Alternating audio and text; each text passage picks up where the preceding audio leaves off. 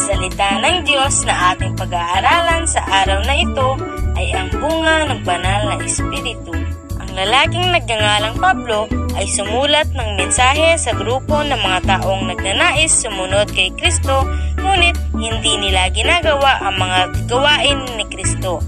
Bagkus sila ay gumagawa ng bagay na taliwas sa mga turo niya, katulad ng pagtataboy sa kapwa, pagkikipagtalo, at maging ang kawalan ng pananampalataya sa Diyos. Mula sa aklat ng Galacia na isinulat ni Pablo, pinalalahanan niya ang mga tao na maging katulad ni Kristo, ng Ama at ng banal na Espiritu.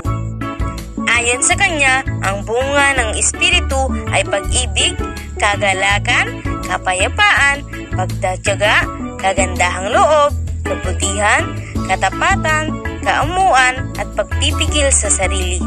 Sa gayong paraan, ipinapahibatig ni Pablo na sa parte ng ating pagsunod ay ang pagpapaubaya sa banal na Espiritu na baguhin tayo upang maging katulad pa ni Kristo. Binika ni Jesus sa mabuting balita na ang bawat puno ay nakikilala sa bunga nito. Kung bibigyang kahulugan at pagkukumpara sa letra ni Pablo, ang mga sumusunod kay Kristo ay nakikilala dahil sa mga gawa na hango sa gawin ni Kristo. Sa bawat bunga na pinibigay ng banal na Espiritu na ating pinapayabong at inaalagaan, napapanatili natin ang maayos na relasyon sa kapwa natin at sa Diyos. Tayo rin ay nagsisilbing instrumento upang makapagtanim ng buto ng pananampalataya sa iba na magbubunga rin kapag naalagaan ng mabuti. Sa tulong ng pananampalataya at mga mabuting gawa, nagsisilbi tayo na bunga sa taong ating mga kakilala dahil sa mabuting halimbawa na ating naipapakita. Sa gayong paraan, ang bunga ng banal na Espiritu ay lalago at yayabong kapag tayo ay nakipagtulungan sa Panginoon.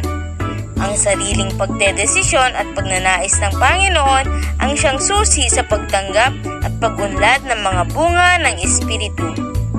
Ang pinakamagandang halimbawa para rito ay si Jesus. Ang kanyang pagnanais at pananampalataya sa Ama ay ang siyang dahilan kung bakit natin natatamasa rin ang pag-ibig ng Diyos. Tayo bilang mga tao ay nakikinabang rin sa bunga ng Espiritu na meron siya.